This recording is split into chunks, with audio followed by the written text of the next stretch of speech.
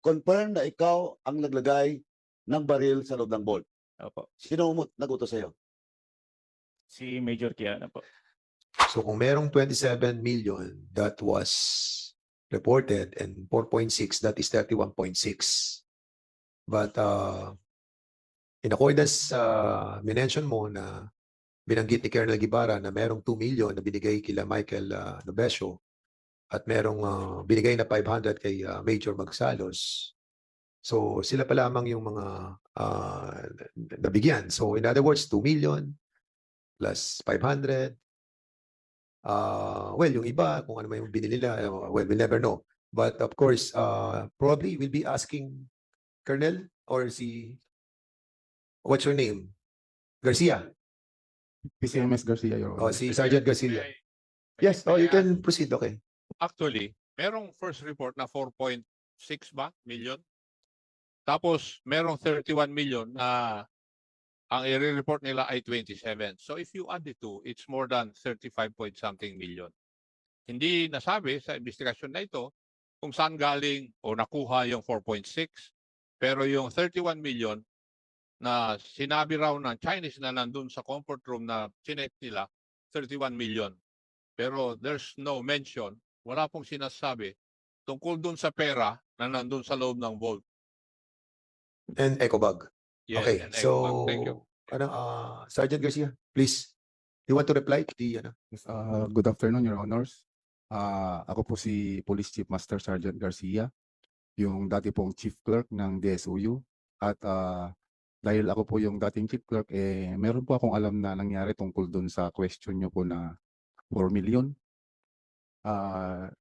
Out of the 31 million, sir, nung sinabi po nila na yung 2 million ibibigay po sa mga deponent namin, yung another 2 million po, Your Honors, is yung figure na yun ibinigay po sa akin ni Major Quijana. At ang instruction sa akin, Your Honor, dahil ako daw ay accountant, i-prorate ako, Your Honor, sa mga officers ng DSUU, including ako po yung gumawa ng breakdown. At kung if my memory serves me right, Your Honor, yung listahan po na ginawa ko na breakdown, pinicturan po yun ni Major Quijana, Your Honor. Tapos, sinend po niya yun. Ang alam ko, sinend niya po yun kay Colonel Cabradilla. Tapos, pinakita po yun ni Colonel Cabradilla kay District Director namin, Your Honor.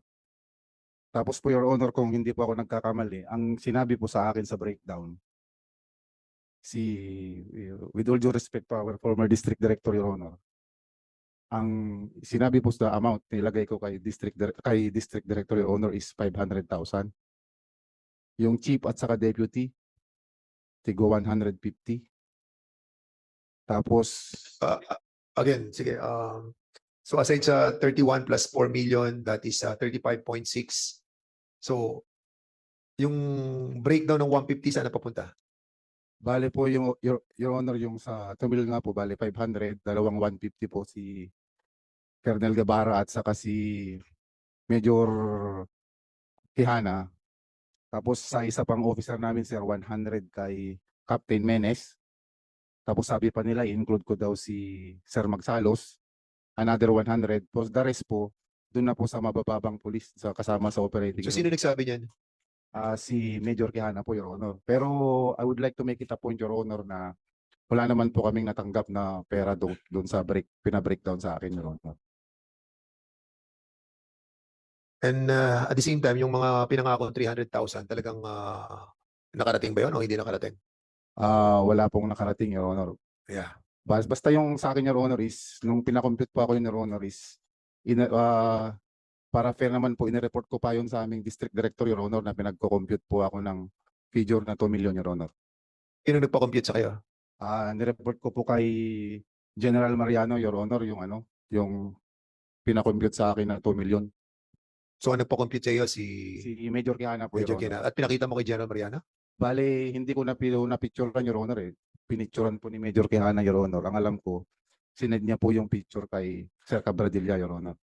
So yun yung breakdown na binigay sa iyo ni Quijana, tapos pinakita mo kay General Mariano and nasend kay Cabradilla. Bale, ganito po, Your Honor, pinicturean po ni Major Quijana Ang pagkakalam po sinend na po kay Sir Cabradilla, tapos si Sir Cabradilla po, in-inform niya rin po si Sir Mariano, Your Honor.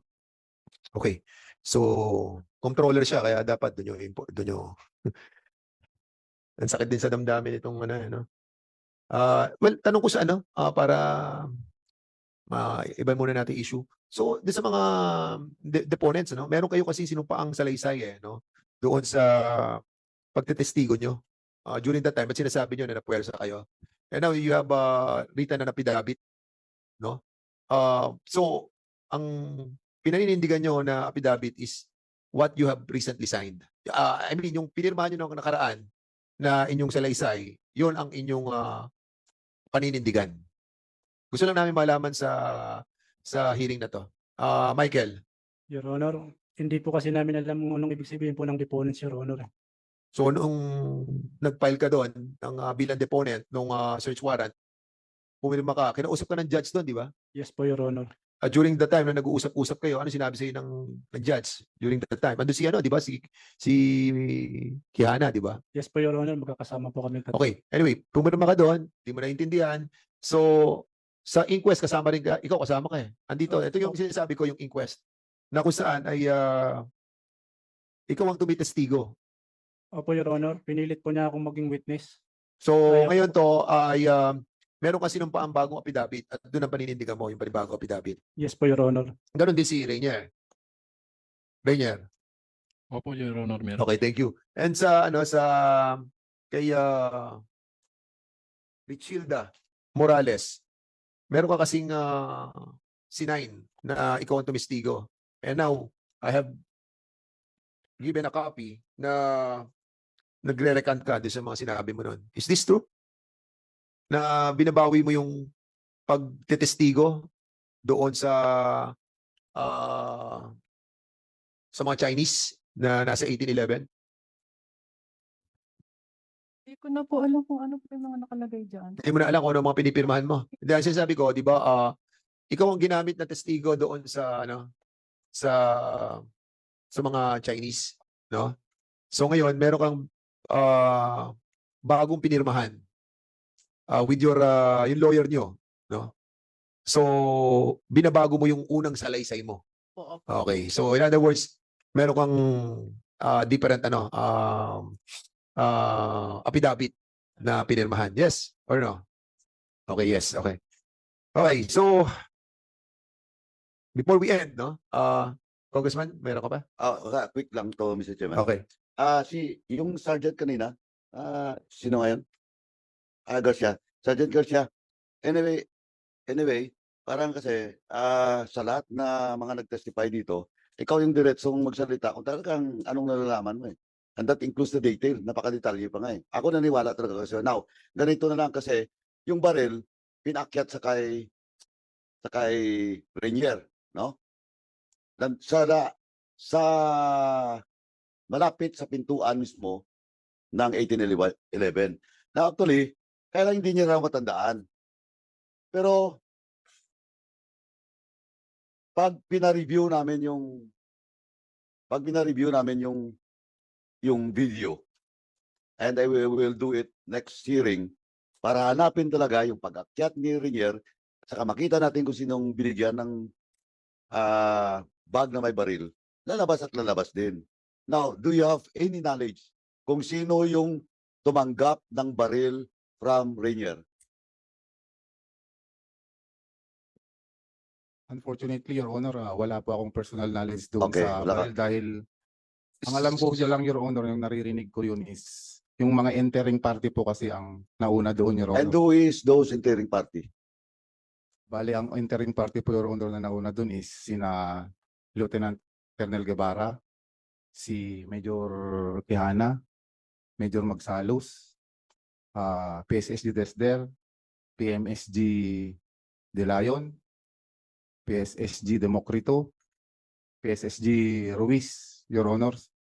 Yung mga naalala ko na entering party, Your Honors. Si Ruiz ba nandito? Nandito po siya, Your Honor. Ruiz, entering party ka. Ito kasi lalabas at lalabas din. Next hearing, lalabas at lalabas din kung sinong tumanggap nung baril from Rainier. Now, Ruiz. Yes, Your Honor. Magandang hapon po. Opo, na-recall ko po nung umakyat si Renier. May inabot sa akin. Oh, so you confirm na ikaw. Yes, Your Honor. Okay. Mr. Chairman, just for the record, now it's clear na si Renier is telling the truth because PNP Officer Ruiz confirmed na siya tumanggap. Ay sabi ko, pag hindi nyo ngayon iamin, makukulong din kayo kasi next hearing, ipapareview ko yung video, lalabas at lalabas kung sino talagang tumanggap. Now, nung baril. Now, Renier, matandaan mo na? Si Ruiz?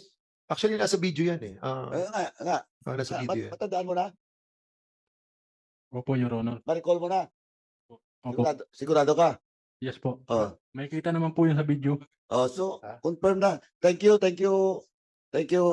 Pero, Your Honor, naipasa ko po yun sa isang tropa din. Sinong tropa? Si Patrolman Matuginas. Patrolman. Matuginas. So, is Patrolman Patuginas present? Please. Ayan. Ma'am. Ito na. Magandang hapon po sa lahat. Ay Patrolman Alexander Matuginas po. So, you confirm also na from Ruiz inabot sa'yo? Yes po, sa akin po inabot ni Sergeant Ruiz yung kulay itim na bag. Saan mo dinala? Pag abot po niya sa akin, ang instruction niya po sa akin, ibigay ko daw po kay Major Kiana. Major, so, Yes inabot mo po. rin kay Major Kiana? Yes po. Okay. So, from Major Kiana, sa alam mo lang, kasi nandun part ka ng interim party, Hindi po. ikaw si Ruiz lang. So, hindi mo alam kung saan dinala ni Major Kiana, Yes po. yung baril. Yes po. Pero nung binigay mo kay Major Kiana, saan na sila? Sa loob na ng kwarto? Nandun po sa loob ng kwarto kung nasan po yung mga pera. Kung saan yung bolt? Yes po. Confirm mo yan. Yes po. Paano mo ma-confirm? Nandun po sa CCTV. Hindi, ikaw mismo. Nandun po mismo ako. Nandun ka sa labas ng kwarto. O Nandun sa loob. po. Inabot ko po mismo sa kanya yung kulay bag na itim po. Saan mo inabot? Doon po sa loob po ng CR. Sa loob ng CR ng Ah, kwarto o sa loob ng CR doon sa labas? sa kwarto po. Sa kwarto. Yes po. So nandun ka rin sa loob ng kwarto. Yes po. Nakita mo ba na binuksan o yung itim na bag na binigay mo kay Major Kiano, nakita mo ba kung saan niya nilagay? Hindi ko po nakita. Hindi mo kung nakita. saan niya po nilagay. Kung saan nilagay? Yes po. Pero makita mo diretso yung bolt? Nakita ko po kasi yung bolt nasa labas po yun eh. So inabot ko po yung bag Tapos doon po sa loob ng CR. Kung Sa nasa loob po ng si CR. Major Kiana. Yes po. lumabas na kayo. Yes po. Lumabas na po. After na inabot mo, saan ka pumunta?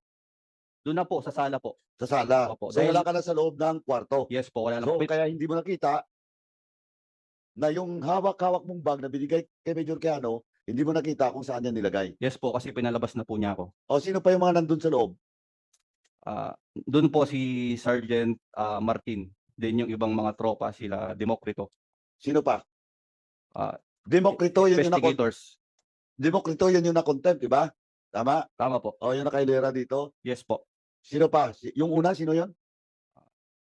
Ano yung sinabi mo? Ah, Before Demokrito? investigador po si Master Dilayon. Lester De Leon, nandito ba? O, upo ka muna, dito. Sino pa yung isa? Sandali, hindi pa tayo tapos. Kasi ikaw mismo, nakakita kung sino mga tao doon sa loob. Sino pa nga? De Leon? Sergeant Martin. Sergeant Martin, nandito ba? Okay. Sino pa? If I'm not mistaken po, sa- si Sergeant Demokrito, then Major Kihana. Okay. Okay, so may dalawa. Sergeant De Leon, paki-occupy. Sergeant, at saka Sergeant Martin. Now, Sergeant, unahin kay Sergeant Martin. Sergeant Martin, sino pa yung nandun sa loob na hindi na mention ni ni Ruiz? Oh, ba't hindi mo masagot? Hindi mo na alam? Hindi mo na matandaan? Major Kiana po yung O, sino pa? Yun po si Master De Leon po nandun. Sino din. pa? Yun na po yung naalala ko po. Ay, papatawag ko si ulit, si Ruiz. Tatanungin ko ilang mga tao doon.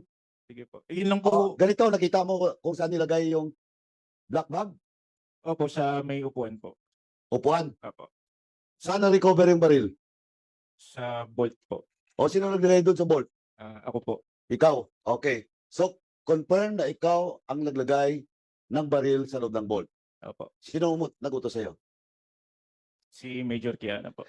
Si Major Quijano ang nagutos sa iyo na ilagay yung 45 caliber na galing kay